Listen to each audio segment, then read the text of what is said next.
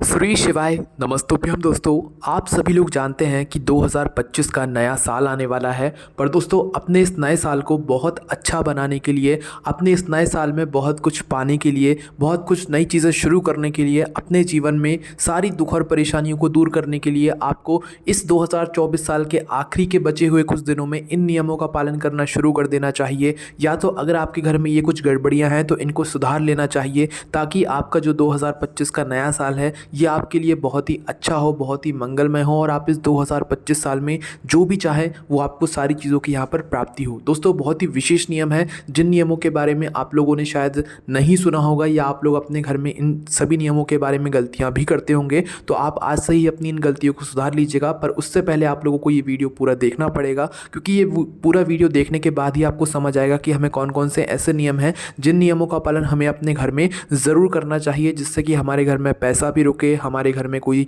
दुख और परेशानी भी ना आए और हमारे घर में सारे लोग सुखी रहें और प्रेम बना रहे। ठीक है, तो ये सारी चीज़ें आपको इन नियमों को फॉलो करने के बाद हो जाएंगी। ठीक है, तो चलो दोस्तों जानते हैं कि 2025 नए साल को बहुत अच्छा बनाने के लिए आपको किन किन नियमों का पालन यहाँ पर अपने घर के अंदर करना चाहिए। ये सारे नियम आपके घर के अंदर के बता रहे हैं, बाहर के तो कुछ बता ही नहीं रहे, है ना।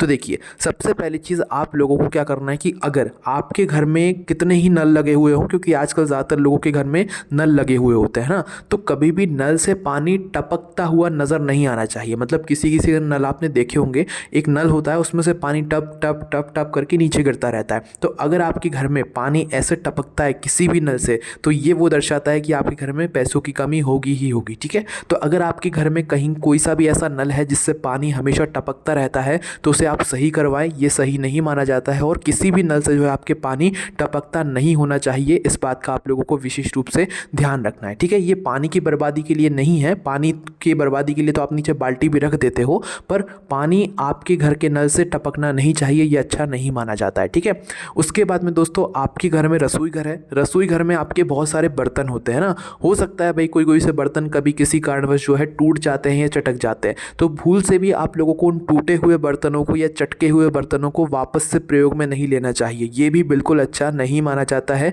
ये गलतियाँ भी बहुत सारे लोग करते हैं कि चलो अभी तो हम इस्तेमाल कर लेते हैं, चलो इन कार्यों में इस्तेमाल कर लेते हैं, चलो उन कार्यों में कर लेते हैं रसोई घर में ही।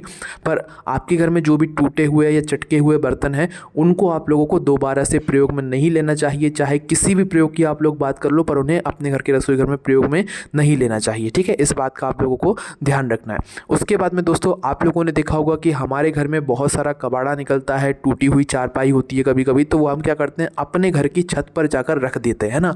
और बहुत सारा कबाड़ा, जैसे आप लोग समझ सकते हो लोहा वगैरह, वो सारा हम छत पर जाकर जमा कर देते हैं।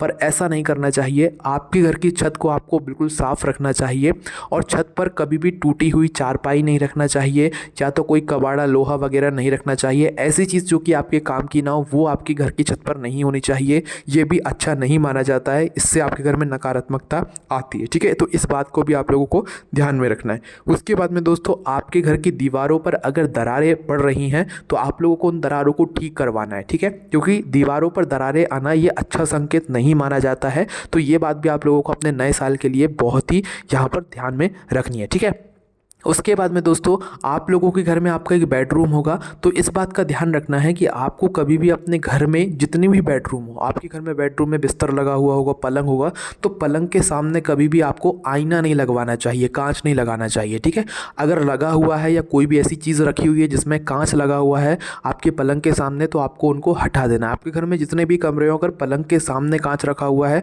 तो ये बिल्कुल भी शुभ नहीं माना जाता है, क्योंकि आप लोग जो है पलंग पर सोते हो और सोते हुए आप लोग जो है कांच में दिखते हो, तो ये अच्छा नहीं माना जाता है। इस वजह से आप लोगों को अपने घर के किसी भी कमरे में पलंग के सामने जो है कांच नहीं लगवाना चाहिए। ये भी बहुत विशेष यहाँ पर बात हम आपको बता रहे हैं। ठीक है, उसके बाद में दोस्तों आप लोगों को अपने घर में जूते पहनकर या चप्पल पहनकर नहीं प्रवेश करना चाहिए, ना तो घर की ना बाहर की, है ना।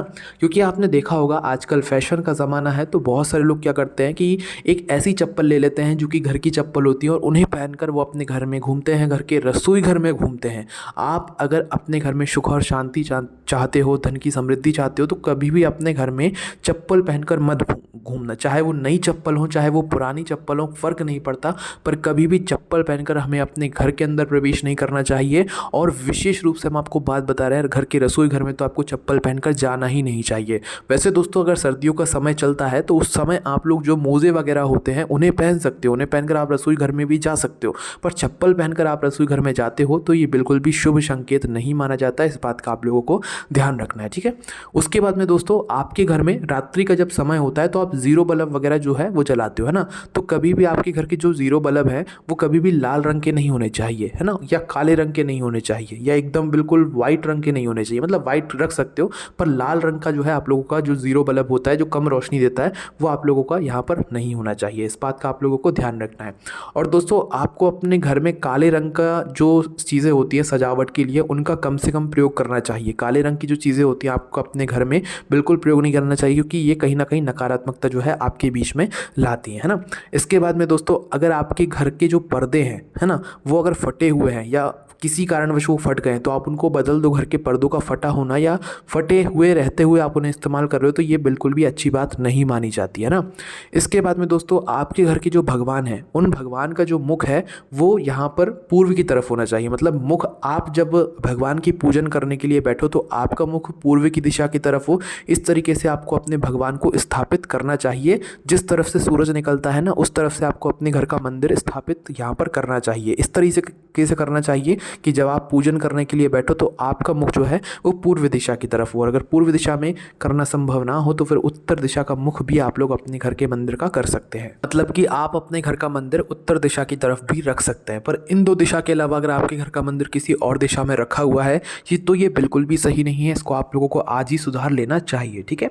इसके बाद में दोस्तों जो अगला नियम है 2025 आपके नए साल को बहुत अच्छा बनाने के लिए, वो है आपके घर के झाड़ू से जुड़ा हुआ। आपके घर का झाड़ू जो होता है वह माता लक्ष्मी जी का स्वरूप होता है। और दोस्तों आपको अपने घर के झाड़ू का बहुत आदर और सम्मान करना चाहिए, है ना।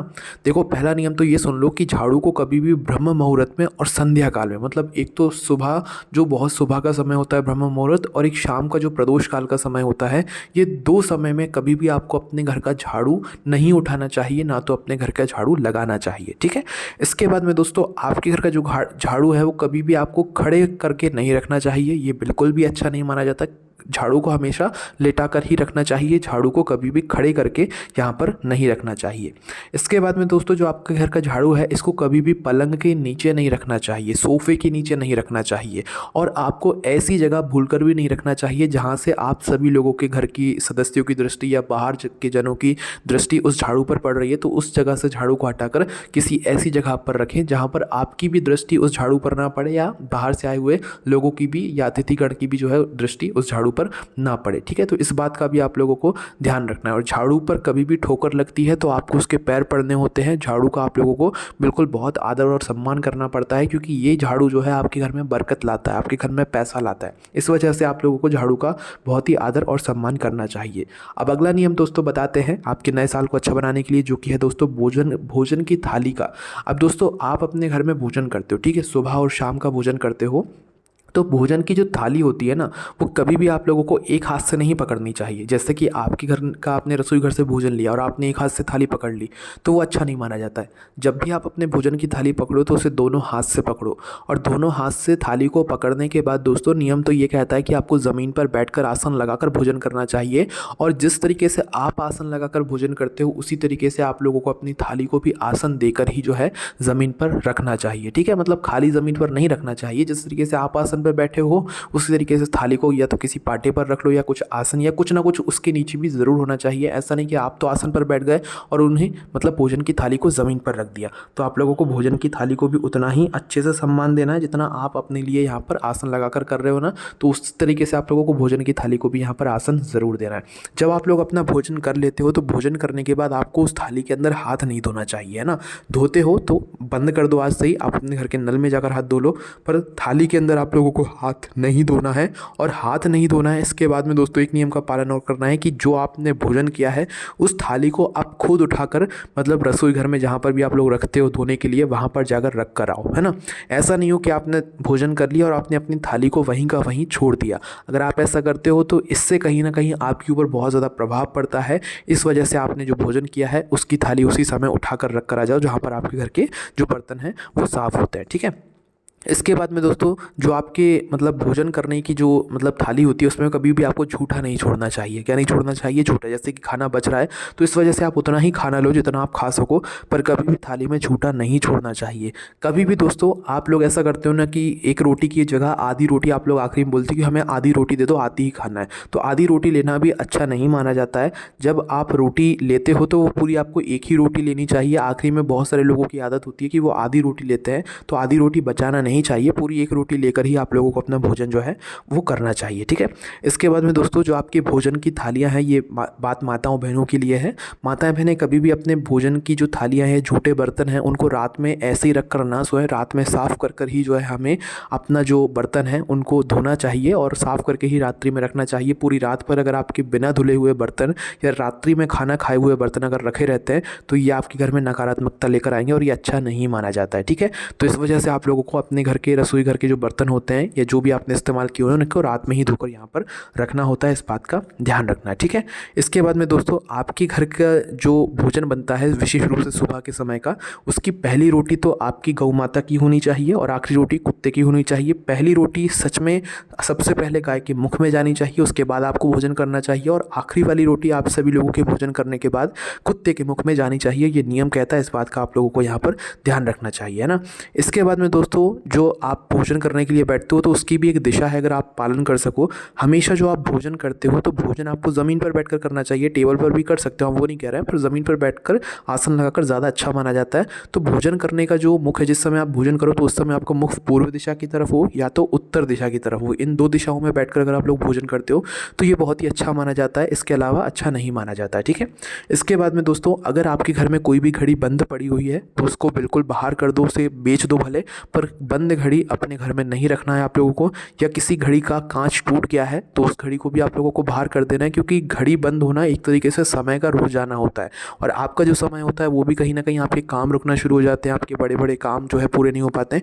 इस वजह से आपको बंद घड़ी को घर से बाहर निकाल देना चाहिए। और टूटा हुआ कांच भी अपने घर के अंदर नहीं रखना चाहिए। टूटे हुए कांच के अंदर कभी भी अपना जो चेहरा होता है वो नहीं देखना चाहिए। अगर है तो उसको बाहर निकाल कर फेंक दो, ठीक है। ये बहुत ही ज़रूरी जानकारी है जो कि किसी को पता है तो किसी को नहीं पता, है ना। तो टूटा हुआ कांच भी अगर घड़ी का है तो उसको बाहर निकाल दो और टूटे कांच के अंदर अपना चेहरा कभी भी नहीं देखना चाहिए। और अगर है टूटा कांच तो उसको बदलवा दो या तो उसे अपने घर से बाहर कर दो, ठीक है। इस बात का आप लोगों को यहाँ पर ध्यान देना है। और दोस्तों आप लोगों को जो है हफ्ते में एक बार अपने घर का पोछा जो है ज़रूर लगाना चाहिए। पोछे के अंदर अगर आप लोग चाहो तो नमक वगैरह डालकर ज़रूर मतलब आपको पोछा अपने घर का लगाना चाहिए। हफ्ते में हम एक बार कह रहे हैं, बाकी आपकी मर्ज़ी जितनी बार लगाना चाहो, पर गुरुवार के दिन को छोड़कर आप लोगों को अपना पोछा लगाना चाहिए, ठीक है। इस बातों का आप लोगों को ध्यान रखना है। इसके बाद में दोस्तों आप लोगों को अपने घर में सुबह और शाम दोनों समय कपूर अवश्य जलाना चाहिए। अगर हो सकता है तो एक टाइम तो जलाओ, 2 टाइम ना जला सको तो कपूर जलाना भी बहुत ही अच्छा यहाँ पर माना जाता है। तो दोस्तों हमने आपको ये वो सारे नियम बता दिए हैं जो कि ज़्यादा ज़रूरी है। नियम तो वैसे बहुत सारे हैं, पर 2025 को आपको अपने नए साल को अच्छा बनाने के लिए, घर में बरकत लाने के लिए, घर में पैसों की समस्या को दूर करने के लिए, दुख और परेशानियों को दूर करने के लिए, अपने जीवन अपने घर परिवार में जो है प्रेम को बढ़ाने के लिए ये नियमों का आप पालन आज से ही करना शुरू कर दो। फिर आप खुद कहोगे कि हाँ, बिना कुछ करे ही हमारे घर में सब कुछ ठीक होना शुरू हो गया। तो हम कहीं ना कहीं यही अपने घर में गलतियाँ कर रहे थे, ठीक है। और अब अपने प्रियजनों के साथ भी वीडियो को शेयर करें, क्योंकि ये बहुत ही ज़रूरी जानकारी है। नया साल सबके लिए बहुत विशेष होता है, तो आप भी अपने नए साल को बहुत ही अच्छा बनाइएगा। कोई भी समस्या आती है हमसे कमेंट करके पूछ सकते हैं। हमारी वेबसाइट भोलेनाथभक्ति.com पर आप लोगों को ये सारी जानकारी पढ़ने के लिए मिल जाएगी। ओम नमः शिवाय, जय भोले बाबा श्री शिवाय, नमस्तुभ्यम।